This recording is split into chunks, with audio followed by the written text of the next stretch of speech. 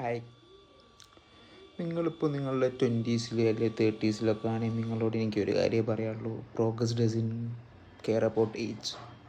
നിങ്ങൾ വിചാരിക്കും നിങ്ങൾക്ക് 20 വയസ്സായി അല്ലെങ്കിൽ നിങ്ങൾക്ക് 30 വയസ്സായി, നിങ്ങളെ കൊണ്ടൊന്നും ചെയ്യാൻ പറ്റില്ല, നിങ്ങൾക്ക് ഇനി കുടുംബം നോക്കണം, അത് നോക്കണം, റെസ്പോൺസിബിലിറ്റീസ് ഉണ്ട്, അതുണ്ട് ഇതുണ്ട് എന്നൊക്കെ വിചാരിച്ചിരിക്കും.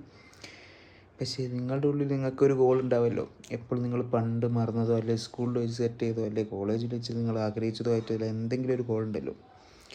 അത് നടത്തണം എന്നുണ്ടെങ്കിൽ ഇന്ന് എഫേർട്ട് എടുക്കണം. നിങ്ങളവിടെ വീട്ടിലൊരു മൂല കുത്തിയിരുന്നിട്ട് ഒരു കാര്യമില്ല. നിങ്ങളിങ്ങനെ വെറുതെ ആലോചിച്ച് നടന്നിട്ട് കാര്യമില്ല. എഫേർട്ട് എടുക്കുകയാണെങ്കിൽ ഇന്ന് എടുക്കണം. ഇന്ന് തുടങ്ങിയാൽ നിങ്ങൾ എന്താ പറയുക, അറ്റ്ലീസ്റ്റ് നിങ്ങളൊരു കേപ്പബിൾ ആകുമ്പോൾ നിങ്ങൾക്കത് ചെയ്യാനെങ്കിലും പറ്റുള്ളൂ.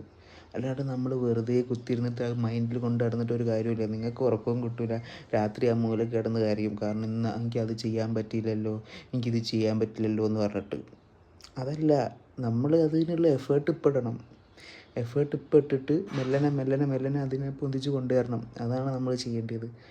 അല്ലാണ്ട് ഇവിടെ ഇരുന്ന് എനിക്ക് ചെയ്യാൻ പറ്റില്ല, അത് ചെയ്യാൻ പറ്റില്ല എന്ന് പറഞ്ഞിട്ടൊരു കാര്യമില്ല. എനിക്കതാ പറയാനുള്ളത്.